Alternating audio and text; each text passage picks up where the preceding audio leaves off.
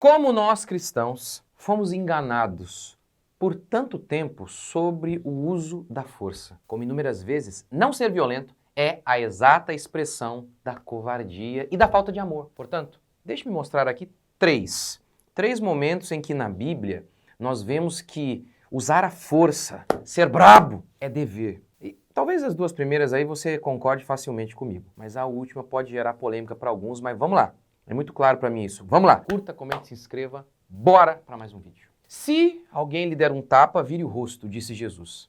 Uma interpretação incorreta desta ordem tem levado tantos cristãos a serem tão fracos, frouxos e eles têm perpetuado o mal. Sim, porque eles não têm resistido ao mal. Não é verdade que o uso da força física é sempre proibido na Bíblia. Nunca foi assim. Os homens de Deus nunca interpretaram esse texto dessa maneira. Nunca foi. A provável mudança de interpretação tem a ver com algumas influências pagãs, uma delas a esquerda, que é um regime totalitário, sendo assim, que eram homens domesticados que nunca vão lhe fazer resistência. Afinal de contas, há várias circunstâncias bíblicas em que se exige o uso da força, que não ser violento, nesses casos, é pecado, o pecado da omissão, como declara Tiago 4,17. Portanto, aquele que sabe que deve fazer o bem e não o faz, nisso está pecando. Como, por exemplo, tem um vagabundo lá, fazendo mal a uma mulher. Ela está do seu lado. E você não faz nada, podendo fazer. Você está pecando. Então vamos lá, vamos falar dos três casos. Há outros, mas desses três casos que a gente vê na Bíblia, o dever de usar a força. Primeiro caso, em que o uso da força é dever, sim, mais do que ser permitido, é dever, em relação ao Estado, quando o Estado usa a força para aniquilar vagabundo. Entretanto, se fizeres o mal, teme, porque não é sem motivo que ela, a autoridade, traz a espada, pois é ministro de Deus, vingador para castigar aquele que pratica o mal. Romanos 13,4. Você faz o que com a espada? Corta o cabelo? Faz a unha? Não, você mata. A esquerda vive tentando desarmar a polícia. A mídia canhota vive falando da violência policial, quando, por exemplo, ela diz que a polícia deveria subir os morros com rosas para enfrentar traficantes armados até aos dentes. E o engraçado é que a esquerda parece empregar termos bíblicos, de maneira distorcida, obviamente, em relação a esse tema. O amor ao próximo. Olha.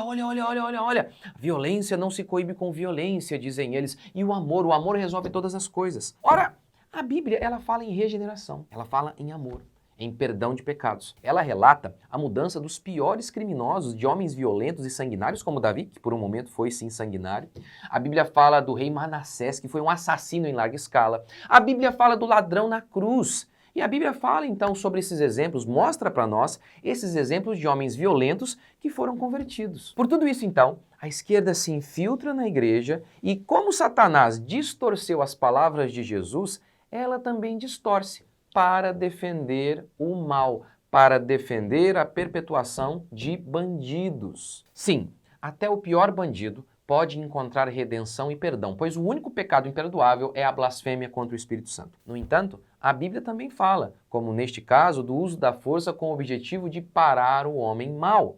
Nas ruas, quando o bandido está com uma arma na mão, não é a hora de pregar o evangelho, é a hora de mandar bala. O ladrão na cruz foi convertido e ouviu o evangelho enquanto estava preso numa cruz, com as mãos atadas. Mas quando o bandido está com uma arma na mão apontada para o policial, para o cidadão de bem, não é hora de pregar o evangelho. É hora de pregar o bandido na parede, com um monte de bala. Segundo, uso legítimo da força. Quando um civil protege a sua família e quem estiver ao seu lado. Se um ladrão for achado arrombando uma casa e sendo ferido ou morrer, quem o feriu não será culpado de sangue, diz Êxodo. Até dar cabo de alguém que coloca a sua vida e a vida do outro em risco, não se enquadra no não matarás. É impressionante isso. Como que nós perdemos essa percepção de parar o mal. Uma vez eu estava, acho que já contei aqui para quem me acompanha, estava numa casa de material de construção e a polícia estava perseguindo um bandido. As pessoas, vários homens viram, o cara passou próximo desses homens e eles não fizeram nada. Nada. Quando ele passou diante de mim, eu dei nele.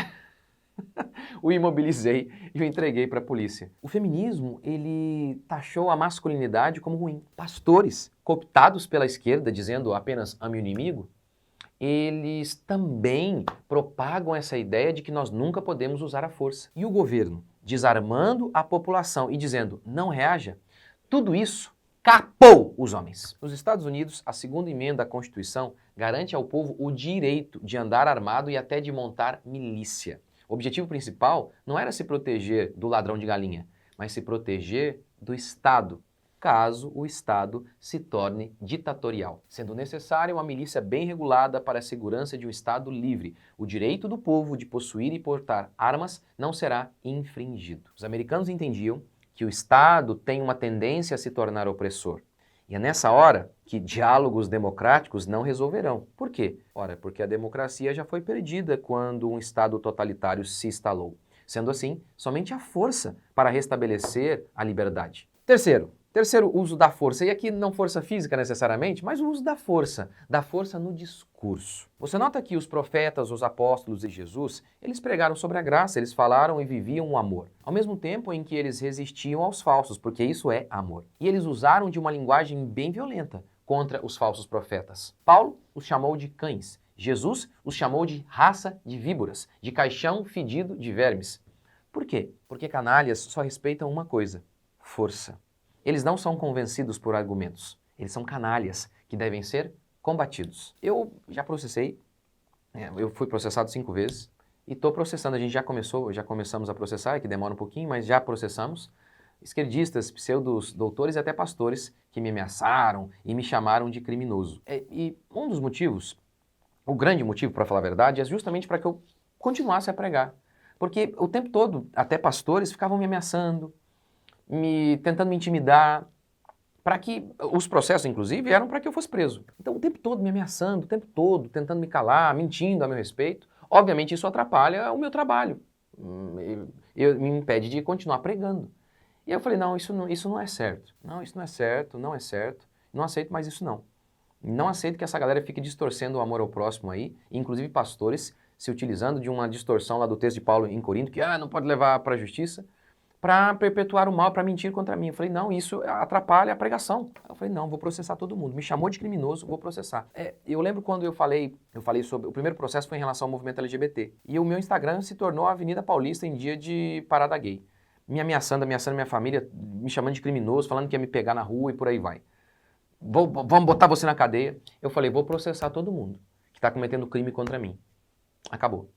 Então, primeiro que o Estado é o vingador de Deus para fazer justiça. Eu não posso fazer por minha vingança, pelas minhas próprias mãos, mas o Estado, ele faz justiça. E o grande objetivo era esse. Eu quero que eles saibam, não adianta ficar nos ameaçando, porque eu sei que muitos pastores encolhem o rabinho entre as pernas. Aqui não, a gente vai continuar pregando. E se vocês cometerem crime contra nós vamos meter vocês na cadeia, porque vocês é que estão cometendo crime. Seja você pastor, seja você doutor, psicólogo, seja você movimento LGBT, não interessa. Cometendo crime contra mim, nós vamos processar você. E, graças a Deus, eu tenho tido mais tranquilidade para pregar o evangelho. Mas muitos pastores, eles falam a verdade e eles ficam intimidados.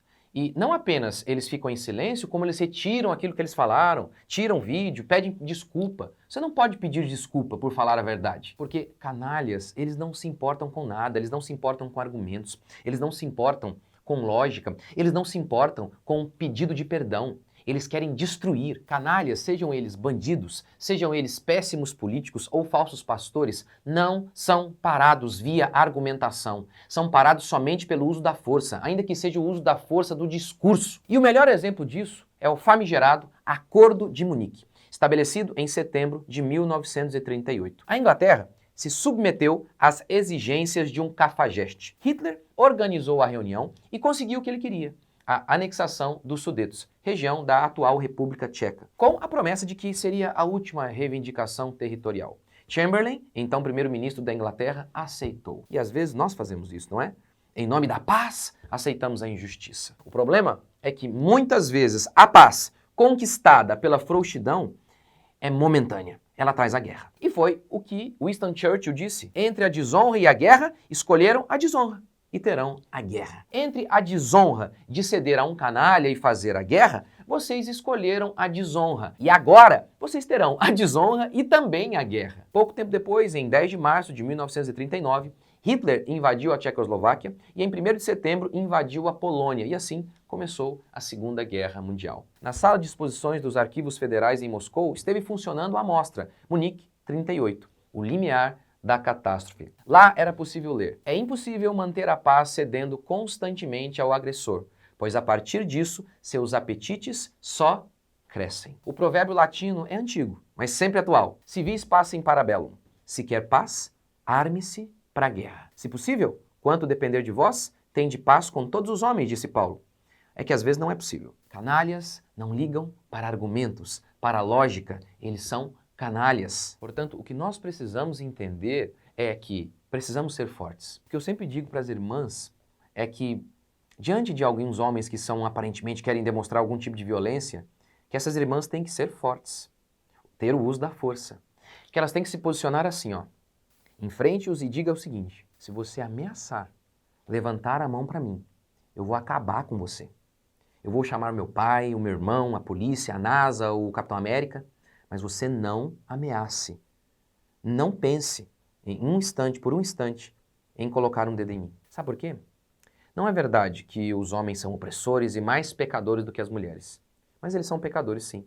E qualquer um, num momento de fúria, pode perder o controle. Qualquer um. Sendo assim, só uma mulher forte pode lidar com um homem violento. Na Bíblia, vemos os homens usando a força da espada contra bandidos e homens violentos, e também vemos os profetas e Jesus e os apóstolos utilizando-se da força por meio de seu discurso agressivo contra falsos profetas. O uso da força tem o seu lugar. Não usá-lo quando é necessário não é amor, é frouxidão.